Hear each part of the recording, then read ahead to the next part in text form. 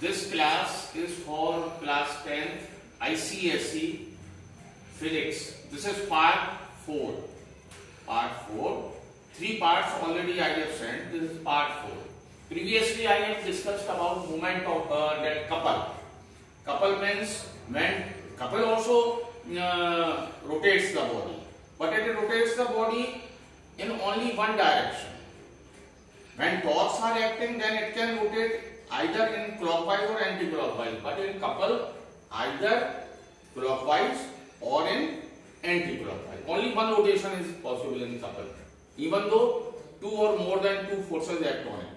So this already I have told you about couple. Now this is movement of couple. The couple is being measured.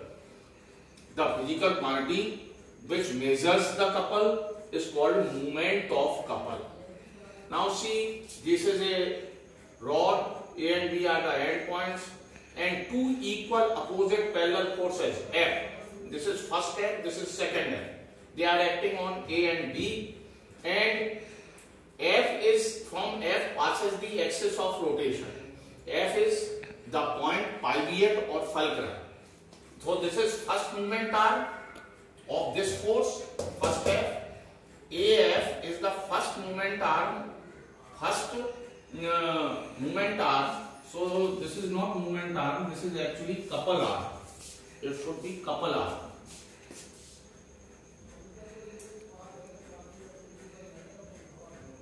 Couple arm.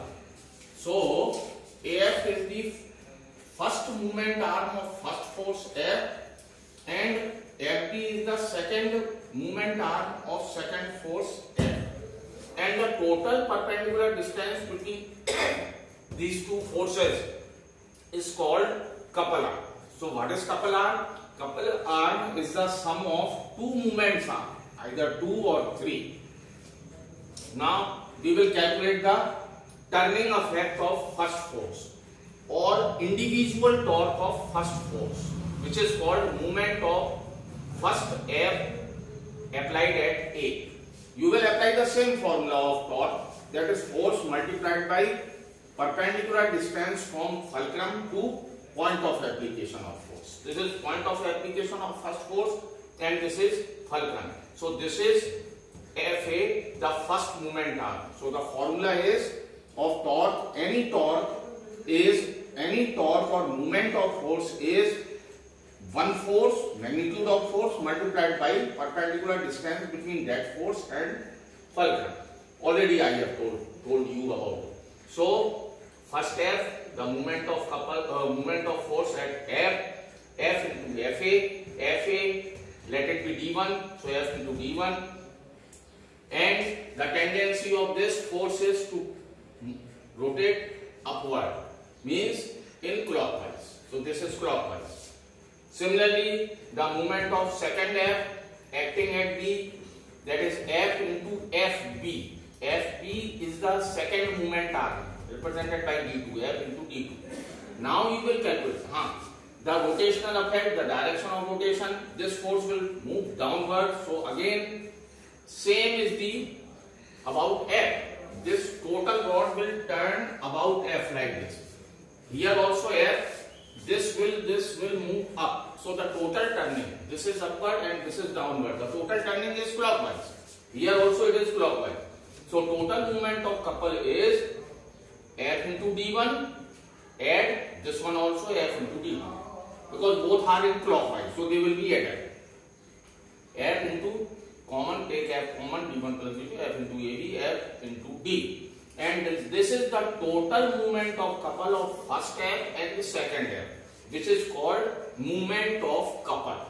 So you can make the definition here also. The movement of couple or the measurement of couple is equal to magnitude of one force multiplied by the total distance between application of two forces, which we call, that total distance is called couple arm. This one, this total is coming negative. SI unit you will make by this formula M into D F. The SI unit is 1 Newton, 1 meter, 1 Newton meter. CGS unit, same formula, 1 dyne into 1 centimeter, 1 dyne centimeter. So this is about the formula of movement of couple. The second portion is B, which is equilibrium. Now you should think that when so many forces are acting on a rod or acting on a body, the body, and there can be clockwise and anti-clockwise torques developed in an anti-clockwise rotation and clockwise rotation can be there. If these two rotations, clockwise and anti-clockwise, and by chance they become equal, the total anti-clockwise becomes equal to total clockwise, then the body will not rotate. The body will not rotate.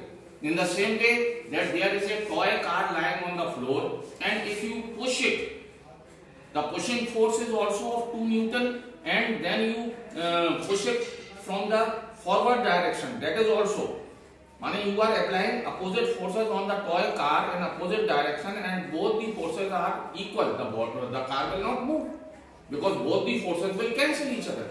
That is called equilibrium. So in general way, when number of forces or torques are acting on the body and there is no change in its state of rest or state of motion. State of motion means translatory motion, curvilinear motion, rotational motion.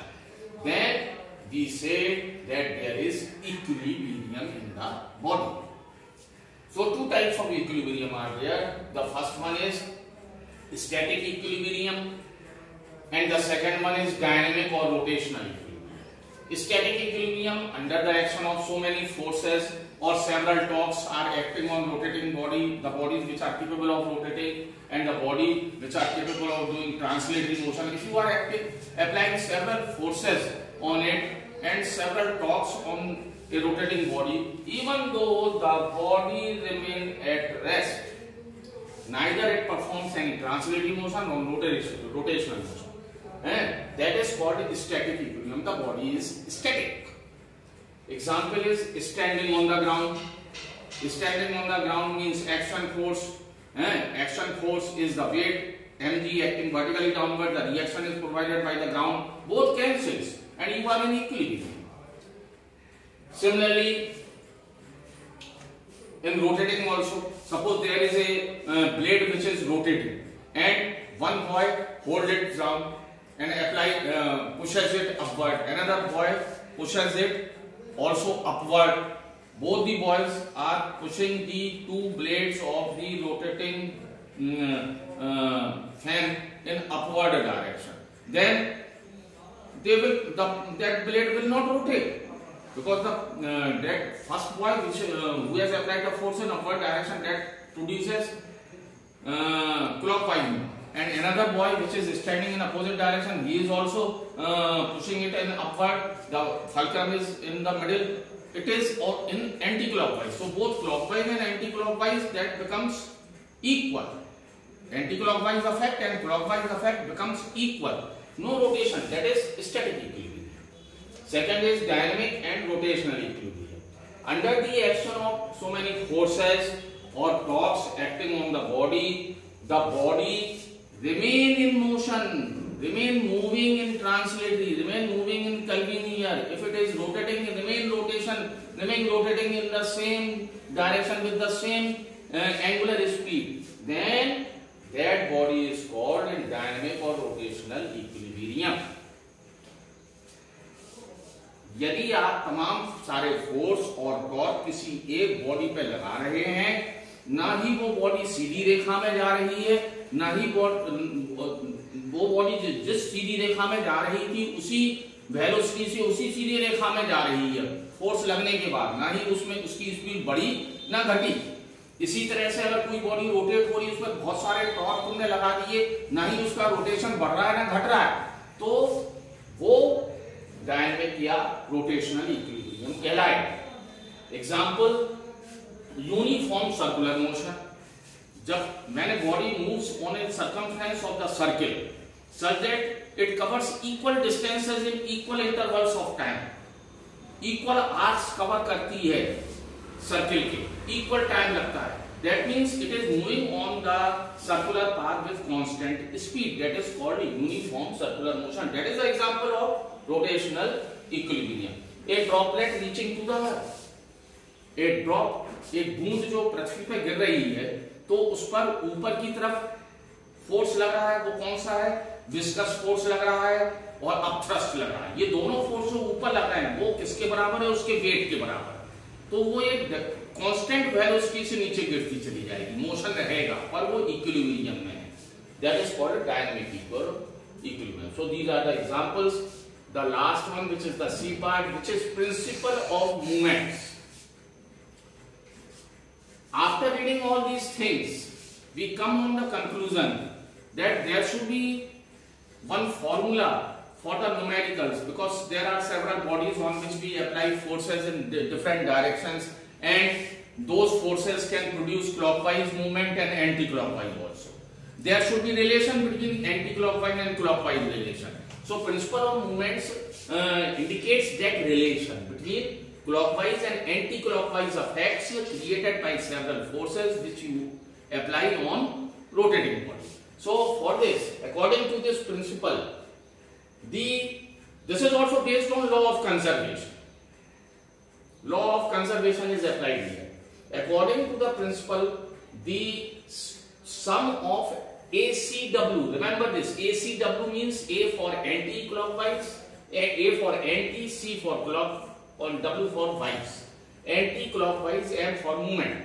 So according to this principle, the sum of anti-clockwise movement is equal to the sum of clockwise movement.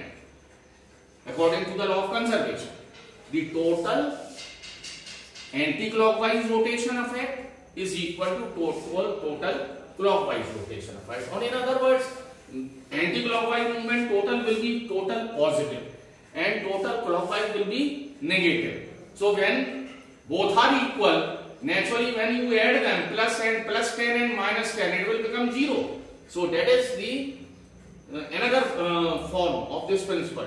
According to this principle, the total sum of anti-clockwise and clockwise movement about the axis of rotation is 0. You can write this definition, also this definition. According to the principle of this principle, the sum of anti-clockwise movement is equal to the sum of clockwise movement about the axis of rotation, or this one. And in mathematical, you will write sum of ACWM is equal to sum of CWM. Here there is a rod AD, total rod AD, and F is the pileate, fulcrum, from where the axis of rotation passes. So this rod can move like this. On A, B, C, D, 4 forces are acting. F1, F2, F3, F4, all are downward. And remember, for every force, the distance is measured from fulcrum, and that distance from fulcrum to that force is called moment arm. Separate moment arms are there for separate forces.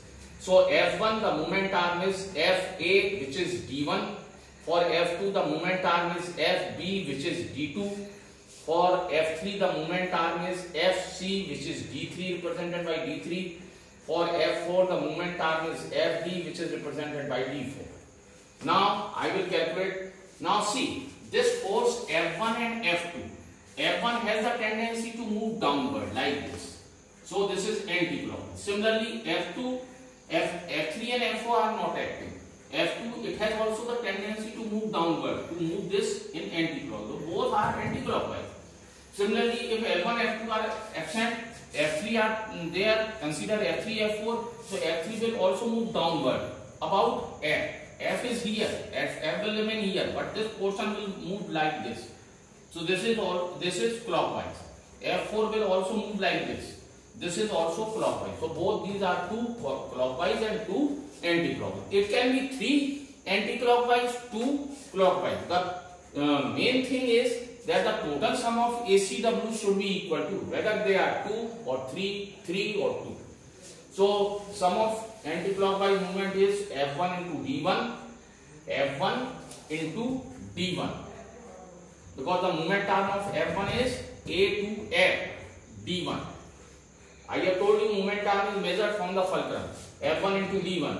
And for this plus F2 into D2. Because for F2 the moment arm is BF, D2. Similarly, clockwise come here, clockwise F3 and F4 are producing clockwise movement, but they are negative. So formula will remain same. For F3 the moment or torque will be individual torque F3 into D3, because for F3 the moment arm is D3. For F4 the moment arm is DF, means D4. So both are negative, minus F3 D3 and minus F4 D4. You add, so it will be F1 D1 according to this formula. Sum of anti-clockwise F1 D1 plus F2 D2 is equal to minus I have taken common F3 D3 plus F4 D4. This is total positive, means anti-clockwise. This is total negative, which is clockwise. This proves the principle of movement. Now thank you. Go through it again and again. And the last, now this is the completion of torques.